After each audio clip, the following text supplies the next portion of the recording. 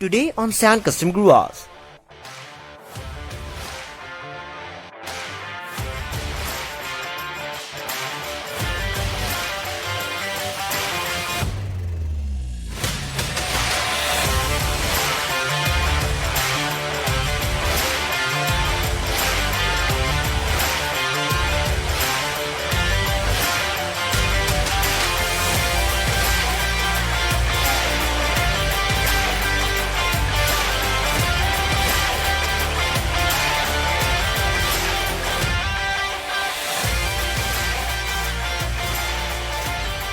Hello guys, welcome back San Custom Guas once again.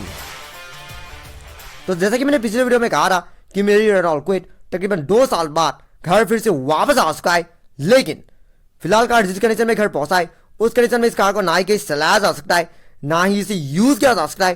पूरा का पूरा कार उस बंदे ने खत्म कर दिया है। हर जगह में बस दूसरे के चीजें पड़ा हुआ है।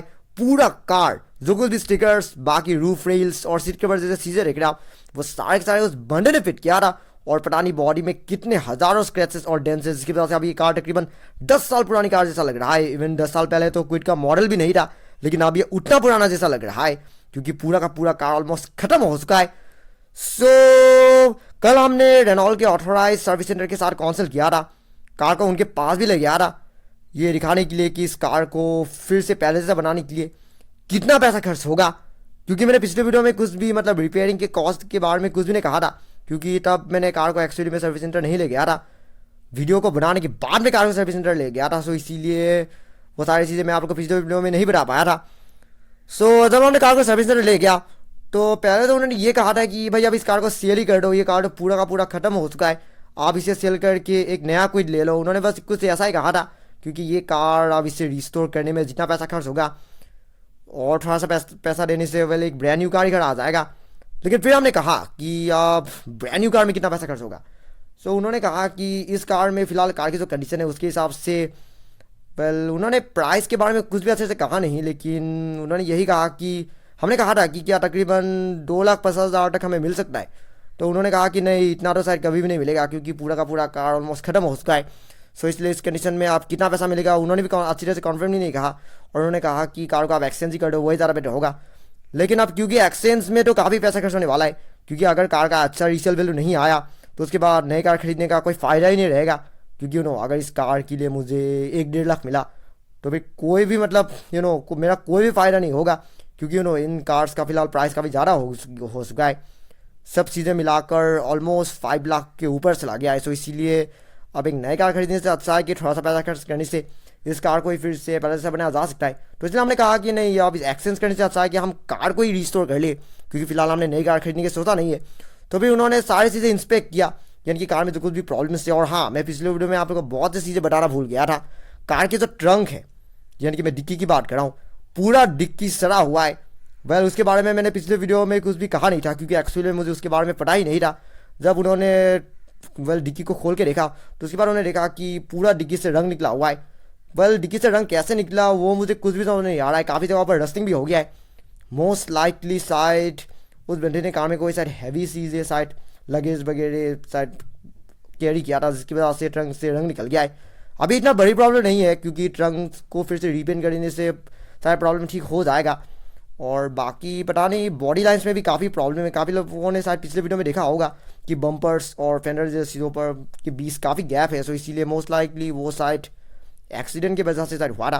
एक्सीडेंट नहीं, शायद इधर उधर टकराया था उस बंदे ने, जिसकी वजह से बॉडी लाइन्स में प्रॉब्लम आ गया है। सो इन सारी चीज़ों को मिलाकर उन्होंने जो प्राइस मुझे कहा वो वाकई में हम सुनकर हैरान हो गए। तकरीबन 1 लाख से भी ज़्यादा।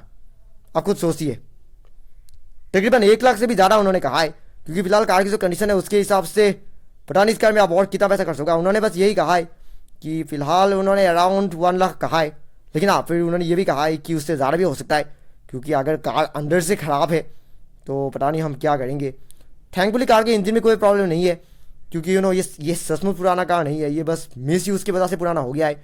सो इसीलिए इंजन स्टिल अच्छी कंडीशन में है, और इसीलिए इंजन को लेकर मुझे ज़्यादा चिंता करने की ज़रूरत नहीं है, और वही सबसे अच्छी बात है।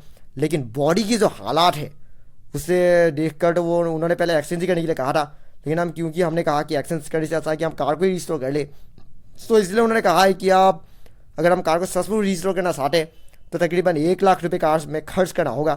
अब आप खुद सोचिए, एक ऐसी कार जो कि पहले अच्छी कंडीशन में था, किसी और ने मिस यूज़ करके ख़राब कर दिया, और अब मुझे उस कार में 1 लाख भरने को पड़ रहा है। अब मुझे नहीं पता अब और फाइनली क्या होगा, लेकिन अब ये देखा जाएगा कि आने वाले फ्यूचर में क्या होता है। पहले तो मुझे अब फिलहाल ये देखना होगा कि कार रजिस्टर होने के बाद कैसा दिखता है।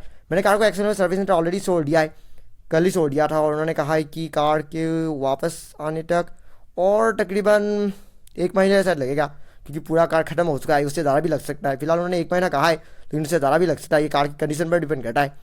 अब अंदर से कार जैसी हालात में होगा उस पर ही डिपेंड करता है। तो चलिए आज के लिए बस इतना ही। बाकी की जो चीज़ें मैं आप लोगों को नेक्स्ट वीडियो में बताने वाला हूँ कि इस टॉपिक के ऊपर और भी काफ़ी सारे नए वीडियोस आने वाले, जल्दी आने वाले। लेकिन अगर आपको आज का ये वीडियो पसंद आया, do not forget to like, comment, share and subscribe to my channel, and also click the bell icon so you will get notifications of every new video. Thank you very much for watching my video. Have a nice day.